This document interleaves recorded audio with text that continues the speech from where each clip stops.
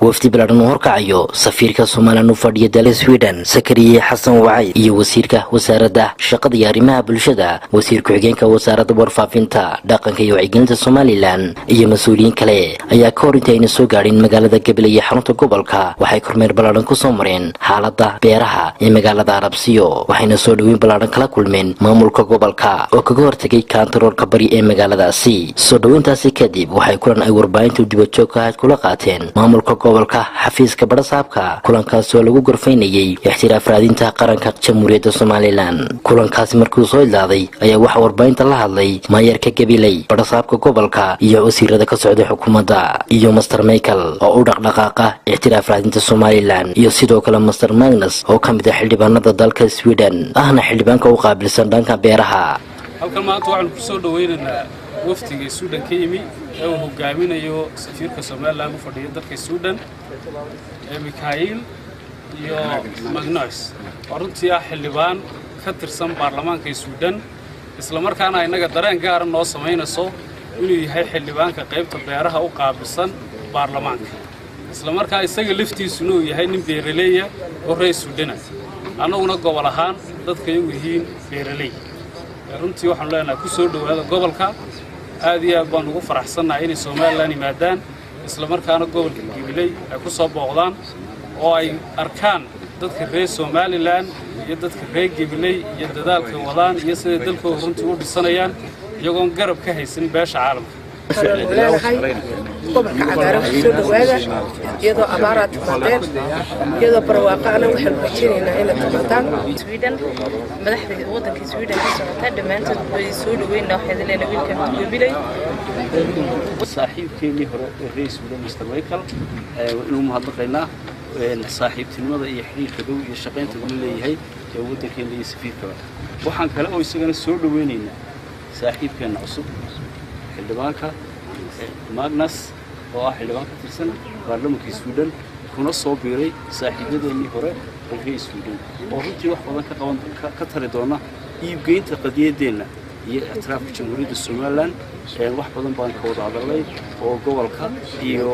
waddankaba wadana waxaan leenahay soo dhawaada runtiina si fiican ayaan soo xiranay aad waxaan uga mahad celinaynaa gudoomiyaha gobolka gudoomiyaha degmada qaabka wanaagsan ay u soo dhaweeyeen waftiga ballaaran ee inooga yimid dalka Sweden uu ka mid yahay xildhibaanka baarlamaanka waddanka Sweden Magnus Oscarsson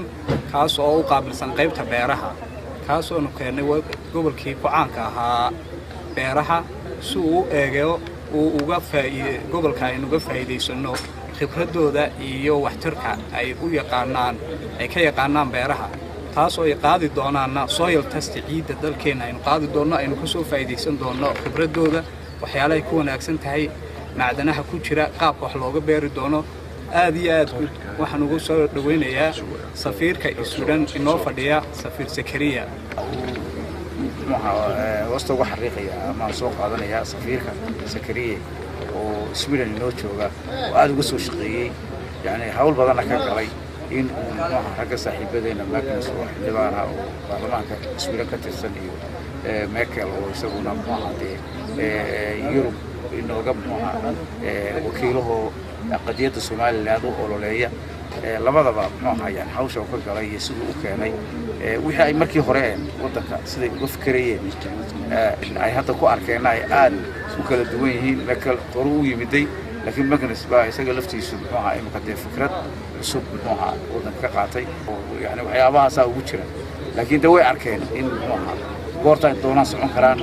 meeshay doonaan fariisan karaan mayor and we have talked about the situation about what happened with this drought. And it's very important to the world, to Sweden and other countries to help. We must help brothers and sisters here in Somaliland. So I'm going home and told my people we must help more. Been in Somaliland many times. I came first time 20 years ago. So I have long history in Somaliland and all the time you develop. And I think we need to put more effort now for the sake of recognition and as well as the with investments for the halkaasi ka hadlay safiirka u fadhiya Somaliland dalka Sweden Zakariya Xasan Wacays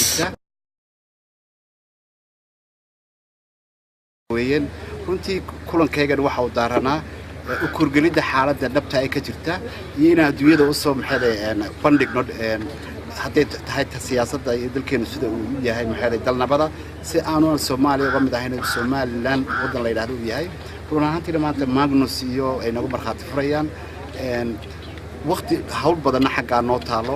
iyo kale oo ah bal inaan eegno xaaladda maxay maalgashi amba maxay wax ka qabadka dawlad maadaama gobolkan caan ku yahay beeraha bal inaanu eegno maxay Magnus isku xiran yihiin oo imka muddada aan joogno ciid tijaabo aan ka qaadi doono halkan taasoo eegi doono maxay barsa ay ugu haboon tahay iyo waxa ka bixi kara Somaliland maanta waliba la hadlay qurba joogooda iyo diasporadii in dadkooda aad iyo aad u dhibaataysan yihiin in abaar adag oo baaxsan ay jirto kasoo waxaanu adduunyada ka raadsanno in qof kasta oo Somaliland oo dhageysta maanta maxay aan fariintiisa gaadhay in xaaladii dadkooda aad iyo aad u liidato oo leeyahay fadhiga laga kaco wayan la xaaji Saab TV magaalada Gabiley iyo xarunta gobolka Gabiley